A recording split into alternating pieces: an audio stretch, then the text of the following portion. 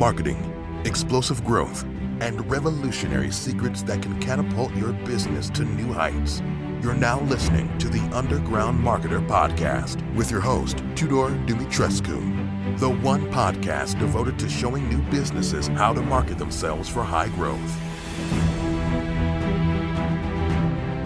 Welcome to the Underground Marketer. This is the place where we deliver the real truth about marketing and explore big ideas that can help new businesses thrive and grow into big ones.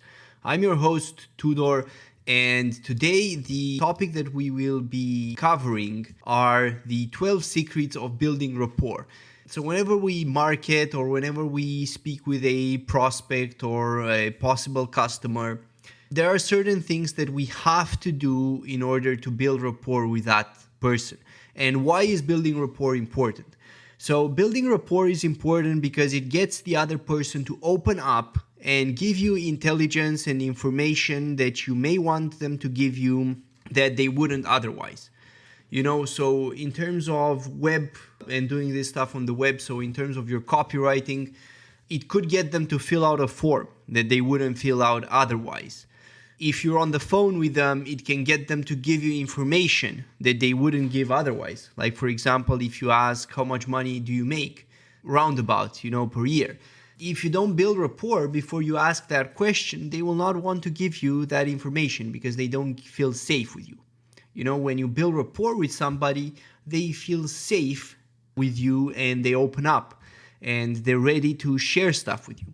So the skills that you need in sales and the skills that you need to build rapport are pretty much exactly the same skills that a good therapist needs, to get the patient to open up. And it's not the stuff that you generally see with salespeople, the general image of the hard-selling salesman who presses you and whatnot, who's aggressive and so on. The people who are great salesmen, including people like Jordan Belfort, they don't actually act like that. They're very good at building rapport. So I would say that when it comes to sales, building rapport is perhaps the number one skill that you should have. And it's more important than closing. It's more important than anything else. Because if you successfully build rapport, then you can get extra information from that person that the other guy couldn't get. And you can then use that information to be more effective in closing that person. So if you don't have the rapport and you fail to build rapport, then you can't close that person, right? Because you can't access the information that you need to actually close them. So that's where this comes in. That's why it's so important and it's so critical. And I mean, if you're not selling by voice or by person or in person, and you're selling over the phone, this is equally important. And if you're selling online via the web, it's the same thing. There are different techniques, that you can develop rapport, for example, with your copywriting, and you can use actually some of the same techniques that you can use one-on-one, your copy develop rapport. Get them to give you their email, to feel safe giving you their email, knowing that you will not spam them. So these are all super, super important things. So today I'm going to share with you basically 12 secrets when it comes to building rapport. And each one of these is a very effective tool that I have found that gives you tremendous results. Some of these are only going to work in person or over the phone. Some of them are also going to work in terms of copywriting, with the written word. All of them are effective, and certainly all of them are going to give you principles that you can use whatever your needs are, whether you're marketing or you're selling something outright. So number one is active listening. So most people, they say that listening to the other person is important. Dale Carnegie says, be interested in them. So I agree with that, but active listening is more than that. So when you actively listen, so let me give you an example so you can make an easy distinction. So if I'm on my phone and I'm writing a message and let's say my girlfriend said something to me, tells me about something, whatever, and then let's say that she says, oh, you're not listening to me. And I say, oh, yeah, I am. And you said, and I repeat exactly what she said, word for word, pretty much.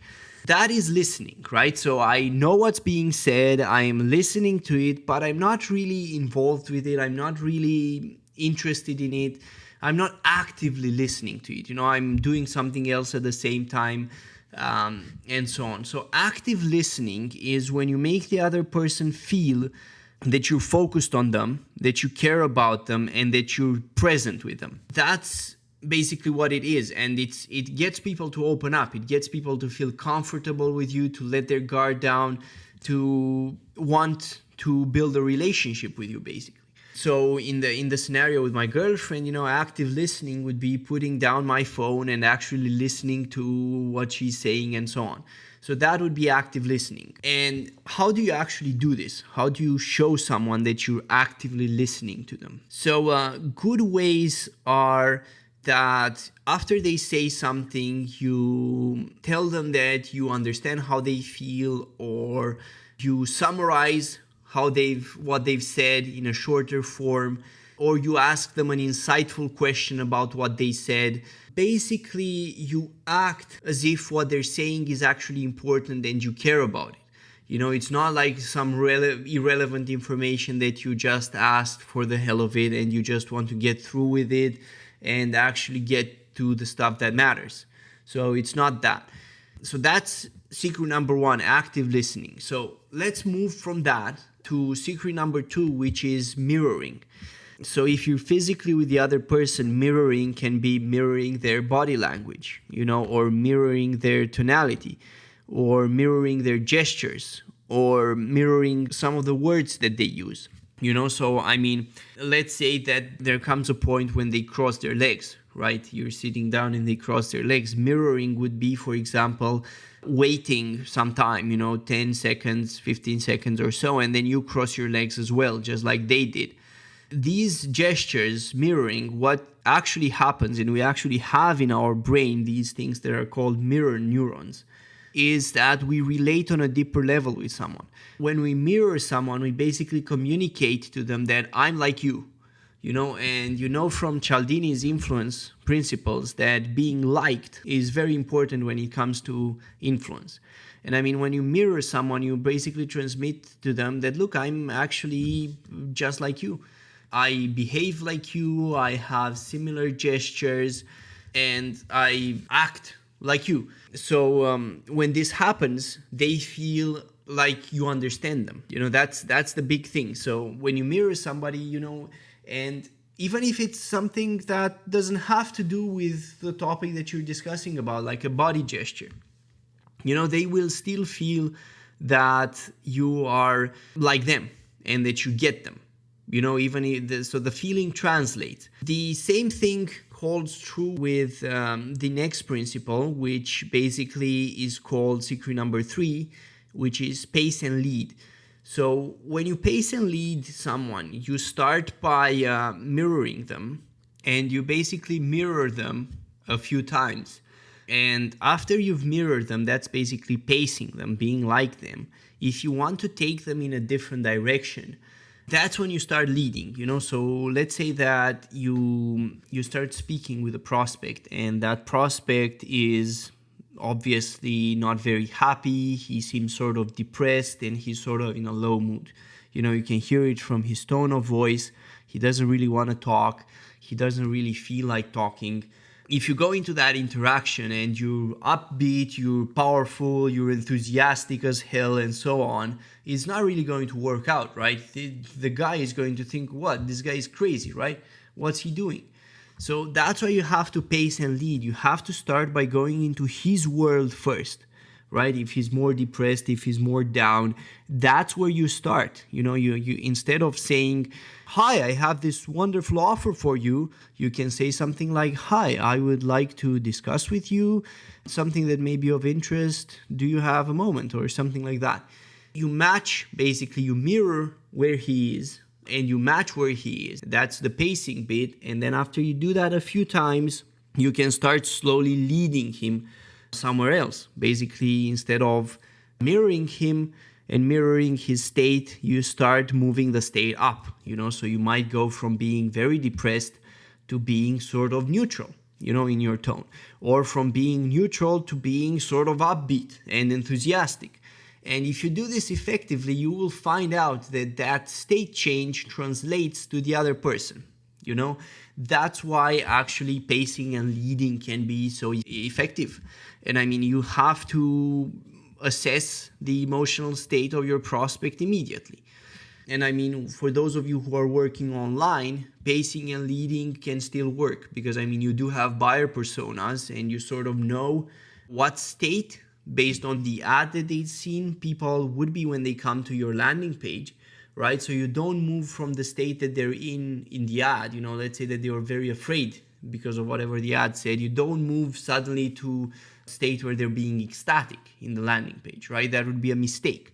You have to pace them. You have to start the landing page similar to the ad, right? And then by the end of it, you move them to the state where they're ecstatic, they have a solution through your product and whatever. So I want you to know that this doesn't work just verbally or physically. It also works through writing. You have to be a bit creative with it, but you can definitely do it, and it's very powerful. And the fourth secret that I wanted to share is basically asking meaningful questions that allow you to control the conversation. So the person who is asking the questions is basically the person who guides the conversation. We have the wrong impression that the person who talks the most is the one who is controlling the conversation. But that's not how it goes. The guy who is asking you, who is directing the flow of the conversation, because by asking, you are directing the flow of the conversation and you change what the other person focuses on. That's the guy who is in control. So if I ask you, what do you stand to lose if you say no to this deal? Or what's going to happen if you don't buy this today? You're obviously going to start focusing on those things, right? So you're going to ask yourself, what's actually going to happen, right? So that's where asking meaningful questions is very important for rapport.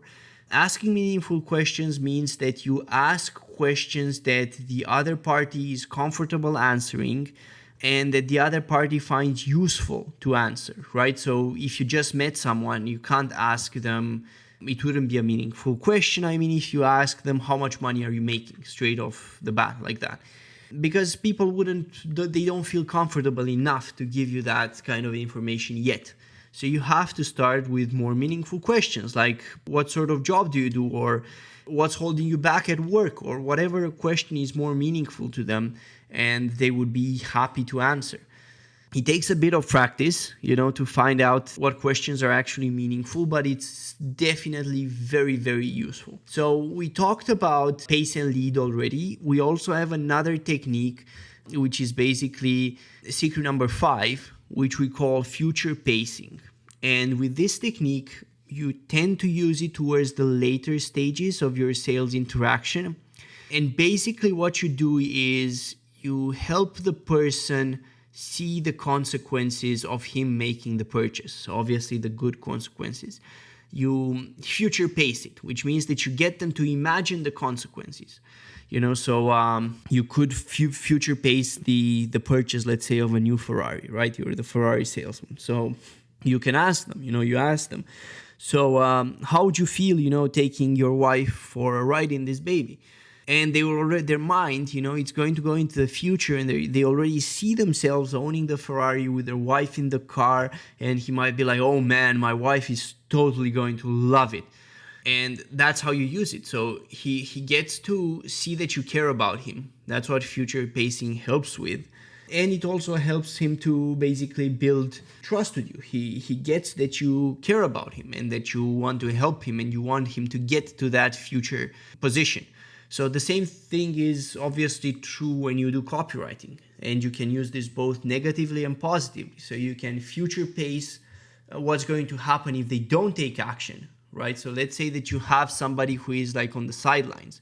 He's not sure if he wants to take action. So you future pace the negatives. You're not going to take action. You're not going to buy this product now. What's going to happen in the future, in 1 month, or in 2 months, or in whatever time frame. And you help them see it. And this can be very, very useful in copywriting, but it's equally useful when it comes to in person. And in fact, it's a bit more powerful in person. So that's number 5. Let's move on to number 6, which is find common ground. So we already told and we already mentioned the bit about likability, right? So one thing that makes people like you is if they see that you're like them. So when you find common ground with someone, it lets them know that you're like them and they can trust you. They feel like they know you already, like they want to be around you and so on. They're more likely to start revealing information that they wouldn't give otherwise. So how do you find common ground? You notice stuff about the other person. So if you're in person, you can notice stuff. Do they have, let's say, a football on their desk? Do they have a tennis racket in their office? Whatever it is. And if that's a common ground for you, then you can definitely bring it up. You can say, oh, I didn't know that you play tennis. It's my favorite sport. Where do you play? Would you like to play maybe sometime? Whatever it is. So finding common ground can be very powerful. And if you don't find common ground that way, or if you're online or you're over the phone with them, by asking them questions, about themselves, their work, and so on, you can find common ground. Maybe you find that, for example, they went in the military and you also did some service in the military. So there you go. That's common ground. You can tell them, oh, I was also a soldier or whatever. And that's going to show them that you're like them. And obviously in writing, when you're doing copywriting, you find common ground through research. You identify the kind of language that people use. You start using the same sort of language in your landing page and in your ad. And that's how you show people that you get them. All right, so let's move on. So secret number 7, which is basically to implement humor. This is not so effective in writing because humor is more difficult to get across, but it's very effective in person. So if you can crack a joke, if you can do something goofy that still makes you look professional and so on, that can be very effective. And the reason it's effective is because it changes people's state. So let's say that they're at work and they're bored, they're not in a happy state. They're not really in a state where they're open to buy stuff, right? So if you crack a good joke and they start laughing and they start interacting with you, they sort of let their guard down. Their state suddenly changes. So that's actually the function of entertainment. So if you think about great entertainers, they help people change their state. So they were in a depressed mood before they went to that concert, and then they were very happy. So that's what great entertainment does, and that's what humor can actually help you do in your own interactions. Obviously, be careful with the kind of humor you use. So, don't use dark humor or any kind of humor that's on the sidelines or some people will not get, unless, of course, that person understands that type of humor. You can run yourself in a lot of difficulties that way. Let's say that you crack a political joke, for example, and you crack a political joke about Donald Trump and your prospect likes Donald Trump. That's not going to land very well with them. So use the information that you already have about the prospect when it comes to making jokes and make appropriate jokes. And if you don't have much information, perhaps you should resort to this technique at a later stage. All right, so now secret number 8 is basically empathy. So when it comes to empathy, what is most important is that you show the prospect that you care about them. That you're not just talking with them to make a sale, for example. Because if they think that you're just talking with them and you're sitting with them in their office or you're calling them just to make a sale, they're not going to be very happy about that. They're going to feel used and they're not going to feel ready to actually buy from you. So in order to reverse that and to build rapport with them, you have to show that you care about them. If they say something is important to them, don't just brush over it and move on to your sales presentation or whatever. Actually take it into account. And the way you show empathy on the web in terms of copy is through research. You research what these people care about on average and you implement it in your copy. That's how you show empathy. That's how you show that you care about the things that they care about. And it's super important to get them to open up. Think about yourself. Are you more likely to submit a form if you know that if the copy on the page lets you know that the person gets you and understands you? Of course you are. That's how buying and selling works. So empathy is really important. Technique number 9 is basically called labeling. And this can also be part of active listening. And what's basically involved here is that somebody tells you something, right? So let's say that they say, I think that so-and-so company isn't doing very well. Labeling that may sound something like, so you think it's possible for so-and-so to go bankrupt, for example. Or they tell you that I feel sort of angry with my colleague. He didn't really get back to me and I don't know what to do. So when they say that, you can tell them something like, it sounds like you're feeling frustrated. So you're labeling what they're feeling, the emotion that they're feeling, or you're labeling what they're thinking, but maybe are not saying. And that can get them to open up and say more about that. If the company example, they may have been afraid to say that they think that you'll go bankrupt. So they might be, when you say it like that, they might be like, oh yeah, I do think that they will go bankrupt. Or yeah, I am actually frustrated with him because blah, blah, blah. And they will go on. So they will give you more information. That's where labeling really comes in.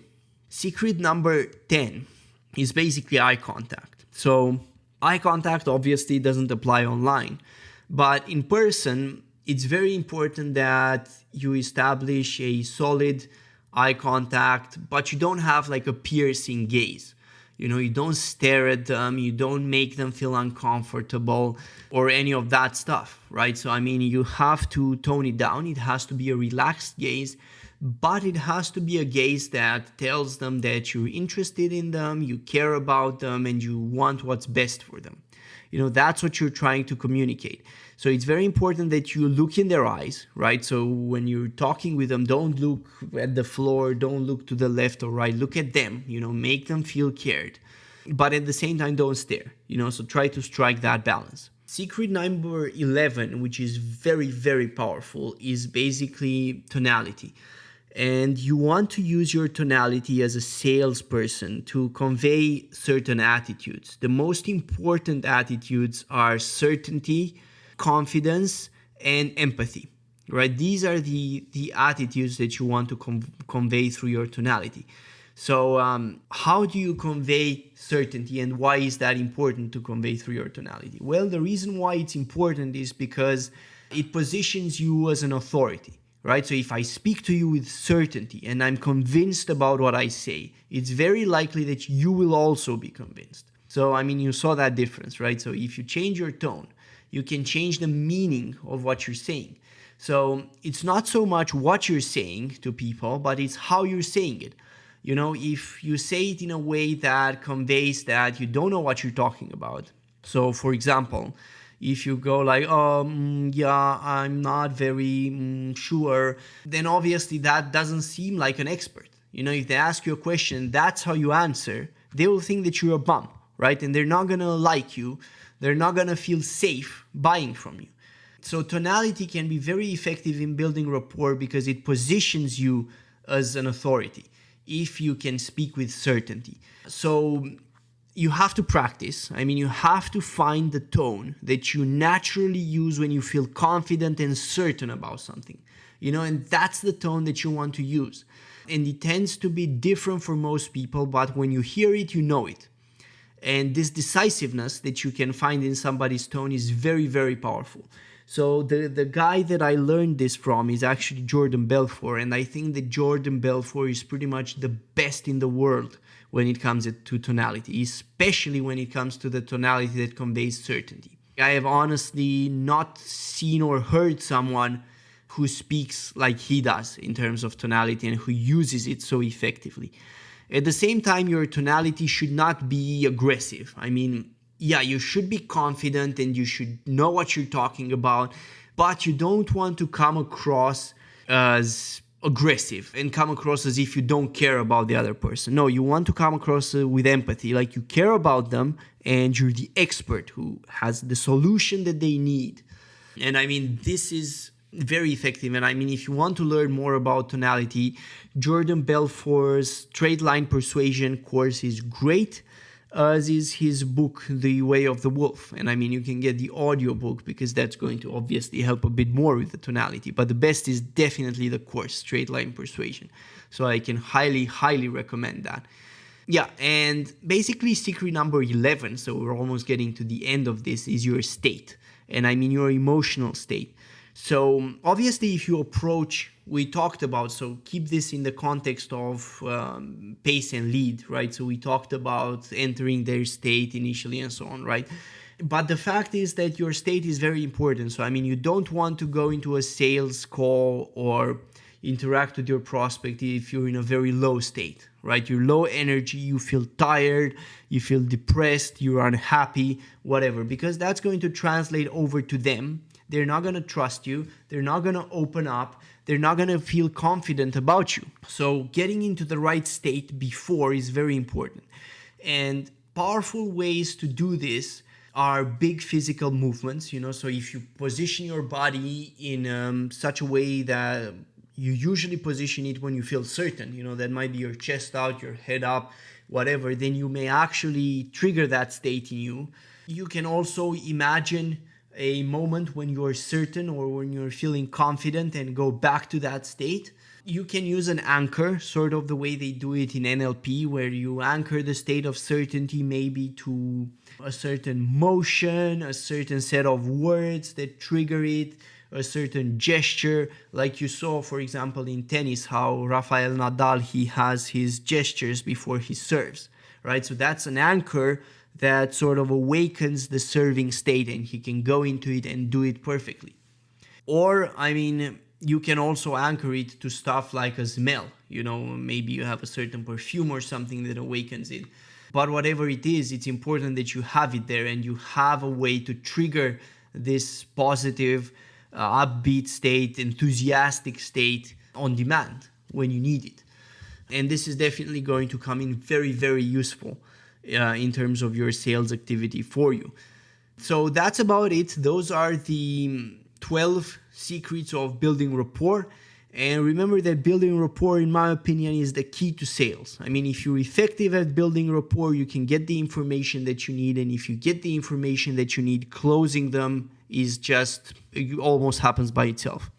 And I mean, if you learn all these secrets, you're going to be a lot more effective as a salesperson. And I mean, you can apply these, many of them in writing as well. So if you're a copywriter, very useful to you. If you're an entrepreneur, supremely useful to you. I mean, sales as an entrepreneur comes in when you talk to your employees, to customers, to investors, pretty much to everyone. So mastering these are going to be key. And of course, even to your personal relationships. I mean, if you learn these things, you can start using them in your personal relationships and it's going to make a big, big difference. So, I mean, to summarize, the 12 secrets are active listening, which basically means that you show the other person that you're present with them and you're listening to them, you understand them. That's number one.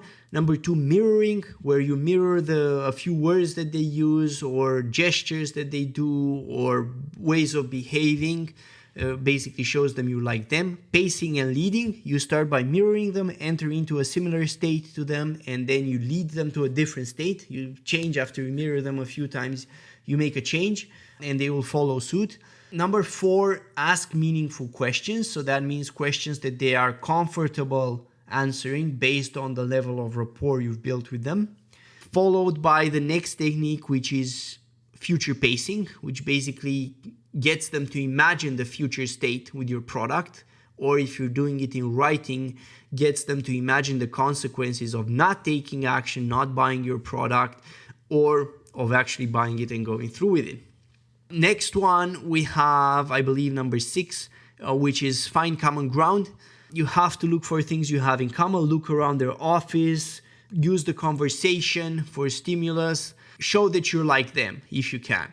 Number 7 is to use humor. We already said why this is very effective. It helps to change their state instantly, but you must be careful to choose the right kind of humor for the person. And if you don't know much about it, it might be better to just test the grounds a bit or just avoid humor until you find out more. Number 8 was basically empathy, showing them that you care about them. Number 9 was labeling, helping them understand the feelings that they have, what they want to say but are not saying, and so on. Labeling also gets them to talk more about those things.